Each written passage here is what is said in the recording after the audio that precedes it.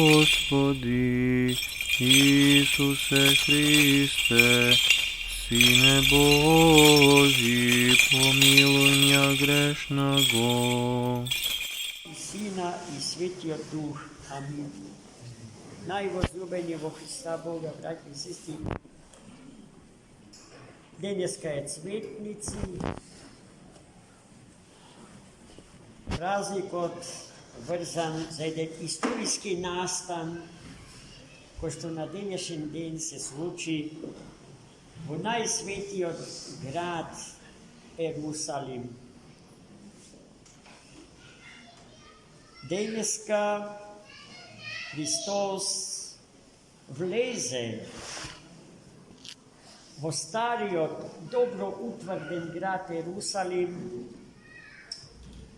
niz prvata od 7 vlezni porti v njego, poznata pod imetom Zlatna port.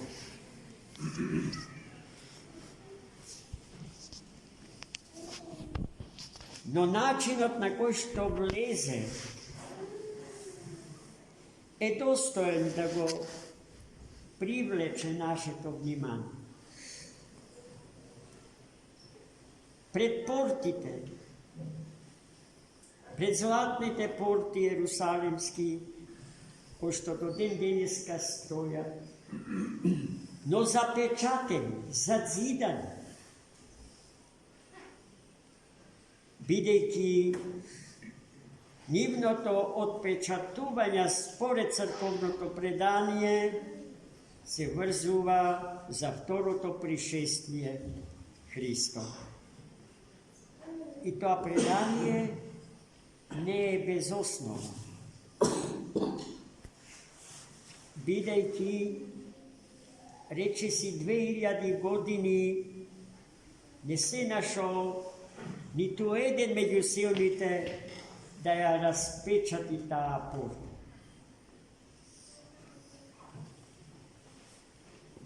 Да се вратиме на историскиот настан. Цел град буквално, од новороденчиња до старци, го следеа движењето на Христа Господа, отспреди и отзади. А тој, царот на славата, не седеше во удобна запрежна кола, карактеристична за тогашните владетели, туку на осле младо, што беше уште една голема соблазна за старозаветниот избран народ, кој што во него очекуваше мокник, човек кој што ќе го освои сиот свет и сите народи во светот и ќе ги покори, за да им ги предаде на владење на евреите. Една малечка дигресија.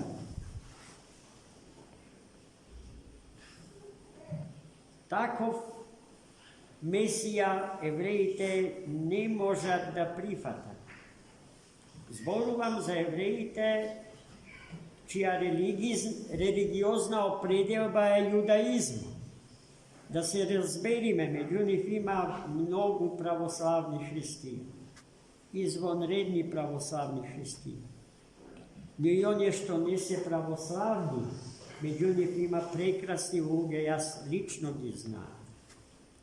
Прекрасни, на кои што можеме да им позавидиме, секогаш кога законите на Светата Црква Божја ги изневеруваме, ги фалсификуваме и ги погазуваме.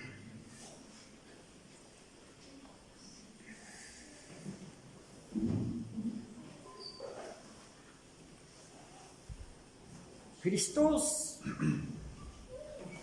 дојде смирен, кроток, дојде како слуга, господарот на живот. Знаели евреите дека Христос е Господар на животот? Да, браќи и сестри. Затоа се собраа во толкав број. Бидејќи пред неговото доаѓање во Ерусалим се случи воскресението Лазар. И веќе во Витанија, градче 14 стадии оддалечено од Ерусалим, се беше собрал голем народ. Многу евреи кои што биле сведоци на воскресение или слушале од живите сведоци на воскресението, стануваа следбеници Христови и тоа свештеничкото збориште, свештеничкото собрание на Ерусалимската синагога го загрижи.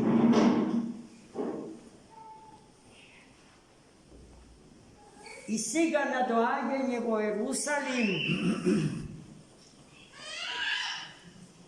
повеќето од граѓаните на свештениот град излегоа пред се затоа што знаеа кој е Христос, а потоа зарад Лазар, воскреснатиот, од Христа воскреснатиот. Зборовите со кои што го пречекаа граѓаните на Ерусалим се зборови кои што ние на секојдневна богослужба ги кажува.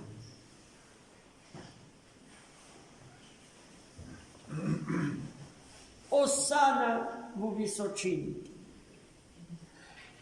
Овој збор е од еврејско потекло и тешко е преводлив, иако мнозина сакаат да го преведат со зборот слава.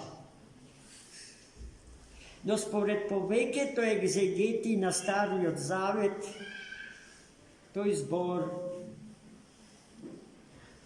е збор од лексиконот на светите ангели, тешко преведлив, на кој било друг човечки јазик. Но оној што го употребува тој збор е човек кој што плива во радоста Господа. Самиот збор представува изблик на таа радост. Со таа радост граѓаните на Ерусалим го избавија Христа Господа и светот во кој што живее. Таа радоста што ние ја живееме на секоја света литургија и секогаш кога ќе излеземе од светите храмови после светата литургија решени светата литургија да ја живееме и потоа у нашите домови, на улица, на работно место, во средба со секој брат и сестра наша.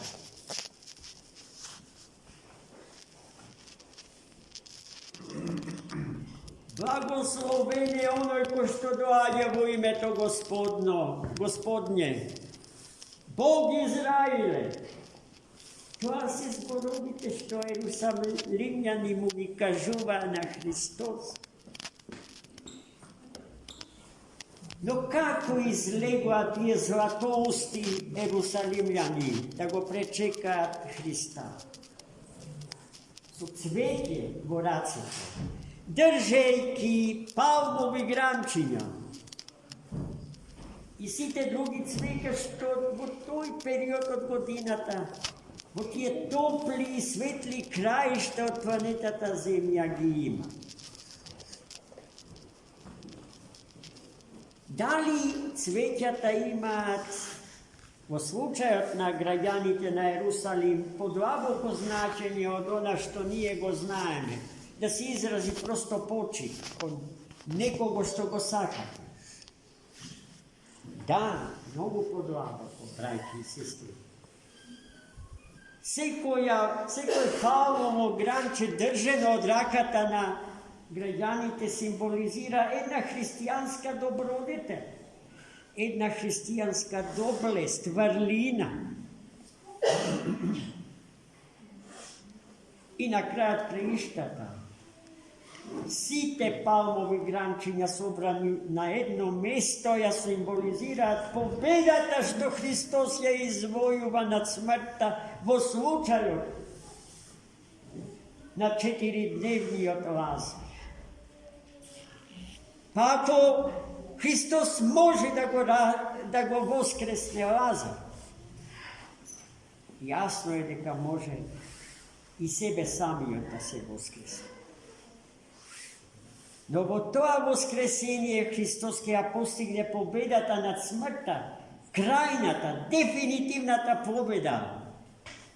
А таа победа над смртта не му треба, бидејќи тој е слободен од смртта и од гревот. Но ја извојува примајќи ја нашата смрт и нашиот грев како свој. И затоа и победата што ја извојува е наша, браќа и сестри. Но за да биде наша, дефинитивно, секој од нас посебно треба да ја прими, да ја прифати како своја. Затоа светите отци недвосмислено тврдат дека воскресение без смрт не бидува.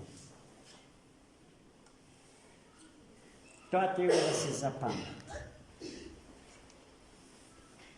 Смртта ја губи силата во воскресението и животот што не умира, што не вене, туку е вечно млад и силен, бидејќи од Христа животодавецот ни доаѓа, е животот во кој што треба да се облечиме уште сега и овде. Истите граѓани на Ерусалим, кои што на денешен ден му се радуваа на Христа Господа, победителот на смртта, со осана на висините, благословен е оној кој доаѓа во името Господне, ќе бараат со истата гласност од Пилата, од Понт, римскиот намесник, да го распне Христа. Тоа сме ние овдето, браќи и сестри. Од осана до распне. И тоа не го правиме само со Христа, туку со секој човек. И секој му тоа го прави, кога паѓа, кога греши, кога го губи своето човечко достоинство, и според зборовите на Фјодор Михајлович, се расчовечува и поприма животински карактеристики, зарад што подостојно е таквиот расчовечен човек да се третира во областа на зоологијата, отколку во антропологија. Господ милостив да ни даде сила во деновите што ни доаѓаат,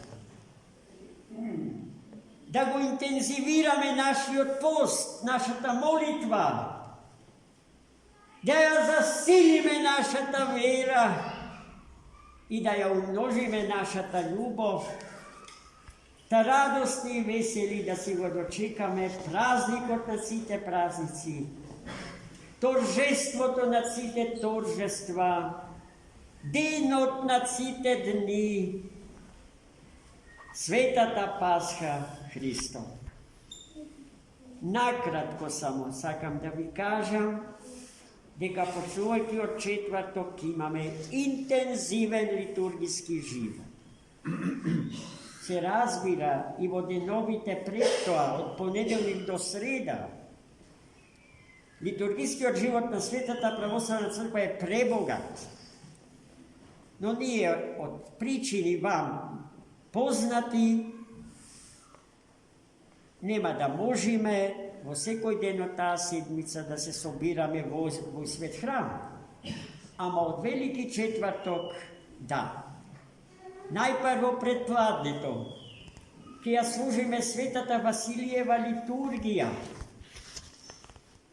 на која што ќе подготвиме запасни дарови, резервна света причесна, која што се користи во течењето на целата литургиска година за разни непредвидени и хитни случаи. Таа литургија е литургијата во која што се обележува раѓањето, создавањето на светата тајна Евхаристија. Во тој ден и на таа света литургија по правило треба сите православни христијани да дојдат и да се причестат.